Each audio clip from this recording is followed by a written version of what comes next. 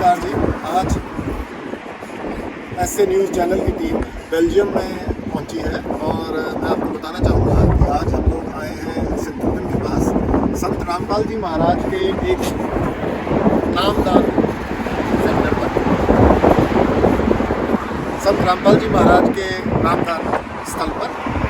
और आज जो है 628वां कबीर प्रकट दिवस के उपलक्ष्य में यहाँ पर भंडारे का और सत्संग का आयोजन किया जा रहा है। आइए आपको अंदर लेके चलते हैं।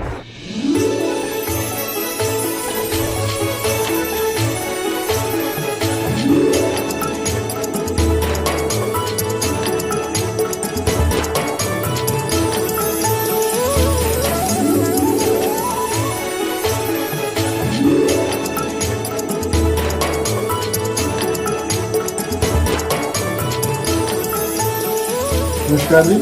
सत्साई जी। आपका क्या नाम है? मेरा नाम धीरक बहादुर मल्ल हो। आप यहाँ किस उपलक्ष्य में आए? आज म यहाँ चाहिँ हाम्रो कबीर प्रकट दिवस हो। कबीर प्रकट दिवस मनाउन म आश्रममा बेल्जियममा रहेको सन्त रामपालजी महाराजजीको आश्रममा आएको छु। आप जो है यहाँ ये बेल्जियम में सिद्धूधन के पास ये जो नामदान स्थल है, आज आप यहाँ कबीर परमात्मा कबीर साहब जी का 628वां जो प्रकट दिवस है उसके उपलक्ष्य में उसके उपलक्ष्य में लड्डू शिवराम के लिए आए। धन्यवाद। आप हमें बता सकते हैं ये किसके लिए, ये क्या हो रहा है? ये कबीर साहब का प्रकट दिवस के उपलक्ष्य में लड्डू राम के प्रसाद के लिए बूंदी राम बन रहा है। कितने लोगों के लिए बनाया जा रहा है, ऐसा कुछ एस्टिमेट है? अभी कुछ निश्चित नहीं है। जितने भी पुण्यात्मा और भगत हमारे आएंगे आश्रम में, उन सब के लिए ये प्रसाद बनेगा। सिर्फ बूंदी प्रसाद बनना है या फिर और भी कुछ बनाएगा? और भी अभी जलेबी राम बनेगा और हलवा प्रसाद भी बनेगा। परमात्मा के जैसे भंडारा भी तैयार किया जाएगा। अभी ये लड्डू राम के लिए बूंदी बन रहे हैं जी।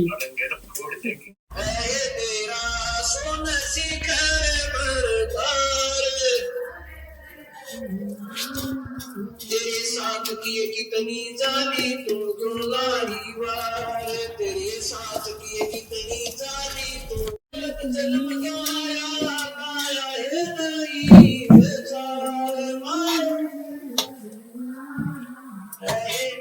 ठंडा हो गया।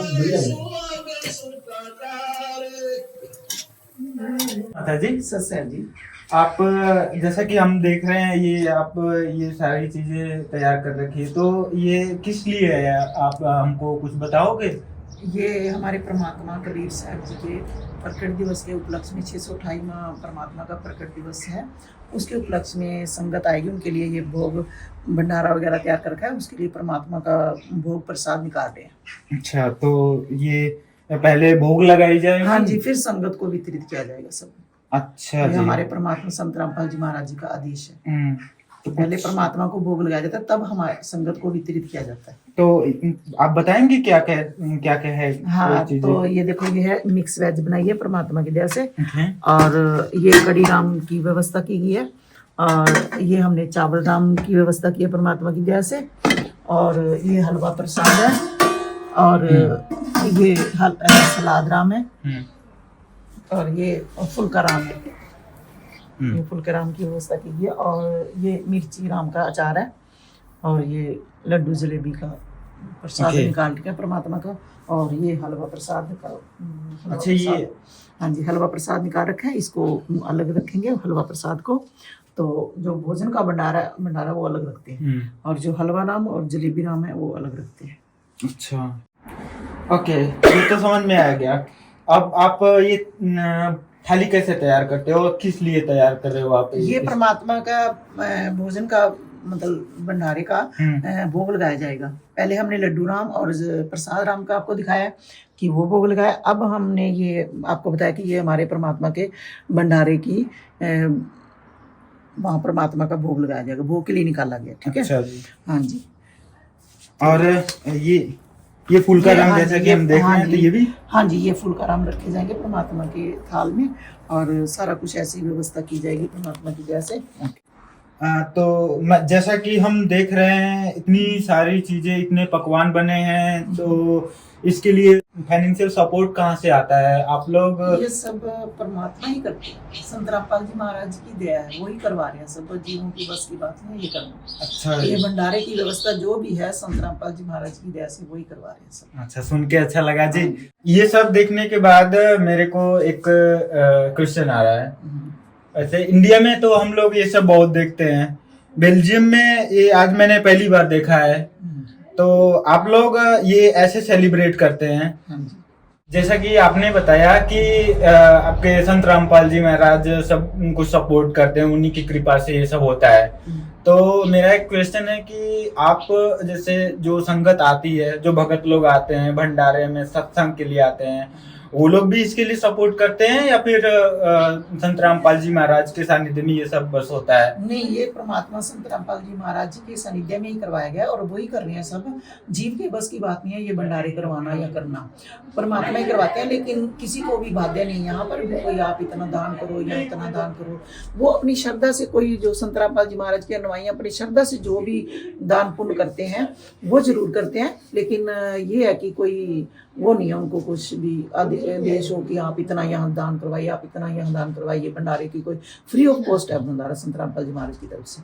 अच्छा, जैसा कि आपने बताया कि भगत लोग जो आते हैं वो उनकी इच्छा है, उनके ऊपर कोई प्रेशर नहीं है, वो भंडारे लेते हैं, परमात्मा के संगत के साथ सत्संग सुनते हैं और सारे जो जैसे सेलिब्रेट करते हैं, लोग सेलिब्रेट करते हैं, उनके ऊपर कोई बर्डन नहीं है, कोई पैसे या फिर कुछ देने का। उनकी इच्छा है, वो दें ना दें उनकी मर्जी। जैसा ये सब तो मैंने जान लिया कि भगत लोग आते हैं, सत्संग होती है, बट ये बेल्जियम में अदर यूरोपियन कंट्री से भी लोग आते हैं, तो कैसे आते हैं और आप लोग उनको कैसे सपोर्ट करते हो यहाँ तक पहुंचने में? जैसे कि आप बता रहे नामदान सेंटर तक पहुंचने में आपका क्या रोल होता है उसमें? हाँ जी, ये परमात्मा की दया से परमात्मा ने अपने बच्चों को गाड़ियाँ दे रखी हैं, सब कुछ दे रखा है, मालिक ने दे रखा है। तो हम सबको फ्री ऑफ कॉस्ट जहाँ भी वो पहुँचते हैं किसी भी स्टेशन पे, जैसे हमारे नियरेस्ट जो स्टेशन है जैसे हासल्ट हो गया, सिंथ हो गया, और भी जैसे ब्रसेल्स से भी हम भक्तों को रिसीव कर लेते हैं जब वो आते हैं दूसरी कंट्री से, अदर कंट्री से भी। और यहाँ जो हमारे बेल्जियम में भी दूर के भक्त हैं, अगर वो भी आते हैं तो उनको भी हम बस स्टॉप से रिसीव करते हैं।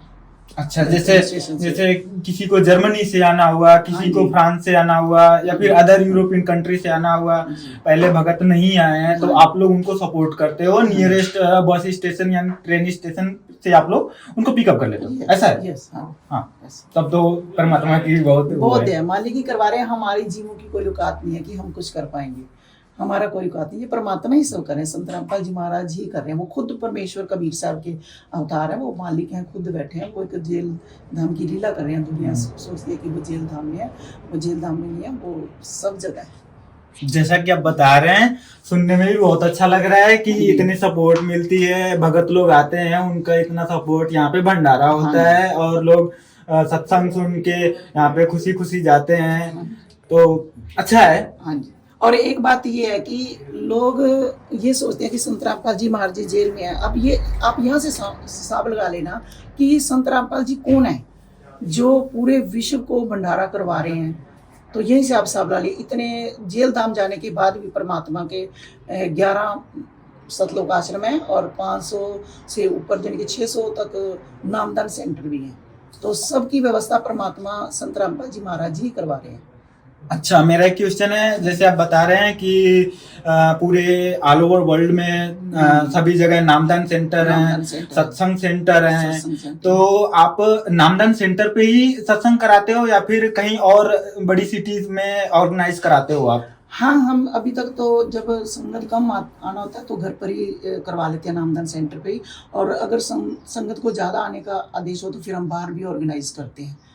अच्छा, आपके कहने का मतलब है कि वो संगत के ऊपर डिपेंड करता है कि कितने लोग, कितने लोग आएंगे, तो उसी हिसाब से व्यवस्था की जाती है।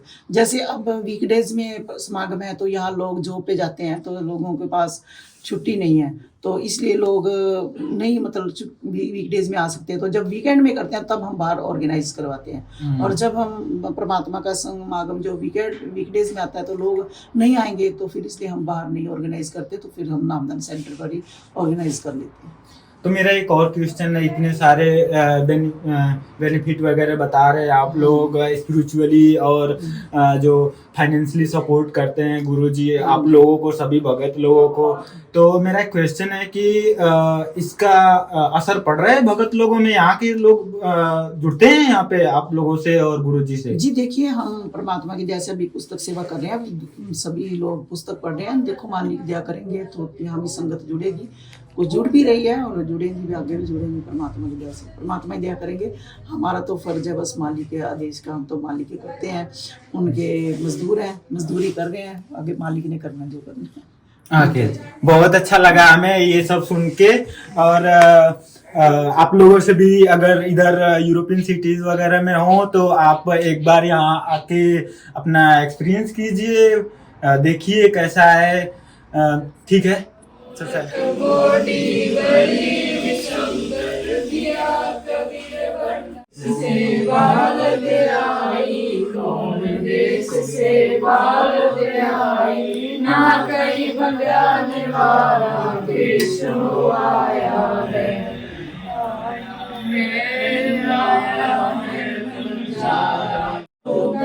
नहीं कोई जाके काशी नगर बजारा केशो आया है, आया है, आया है बंजारा केशो आया है।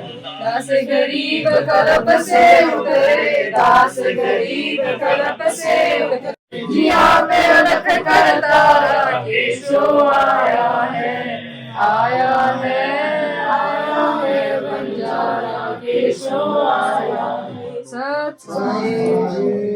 छोड़ सद्गुरु रामपाल जी भगवान जी की जय हो। तू ही मेरे नादम, तू ही मेरे अंतराम, तू ही मेरे आदम, तू ही मेरे चेतन, तू ही मेरे मान।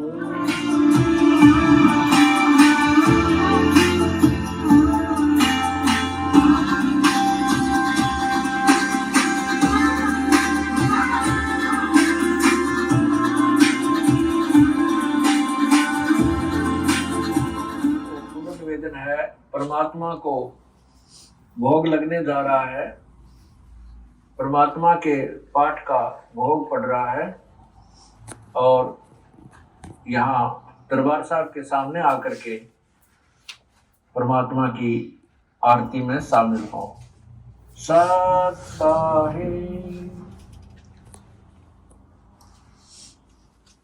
मोकू कहाँ ढूंढे रे बंदे, मैं तो ना मंदिर में, ना मस्जिद में, ना काशी कैलाश में, ना काशी कैलाश में।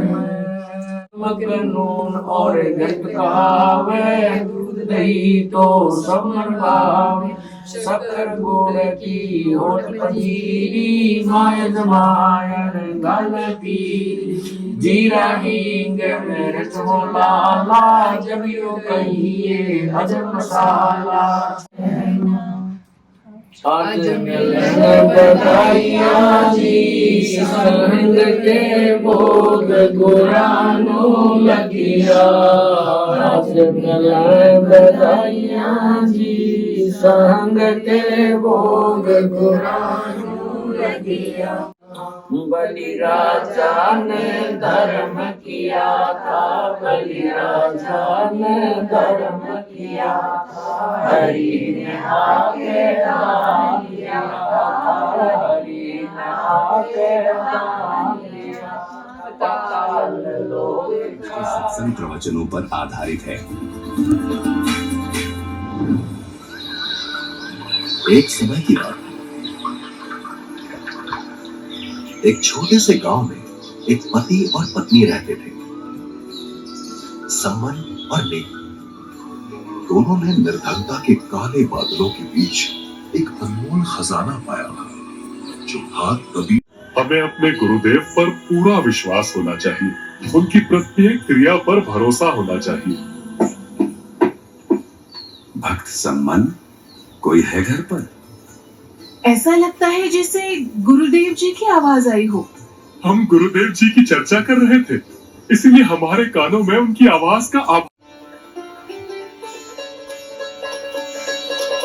जैसे ही सेऊ ने अपने गुरुदेव की छवि को अपने दरवाजे पर देखा तो उसकी खुशी का कोई ठिकाना नहीं रहा। उसका दिल तेजी से धड़कने लगा और आंखों में चमक आ गई।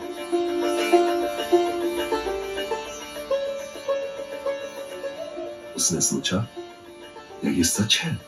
या मेरे प्रिय गुरुदेव सचमुच मेरे दरवाजे पर खड़े हैं?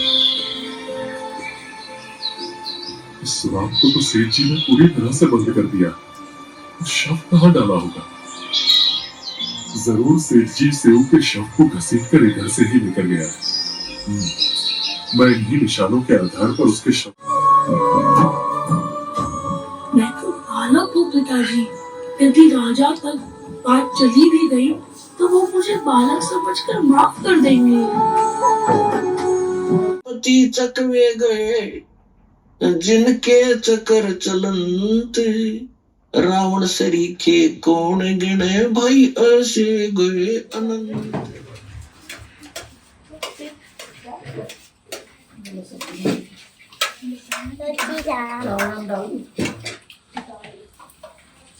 डियर कड़ी राम है आपको चाहिए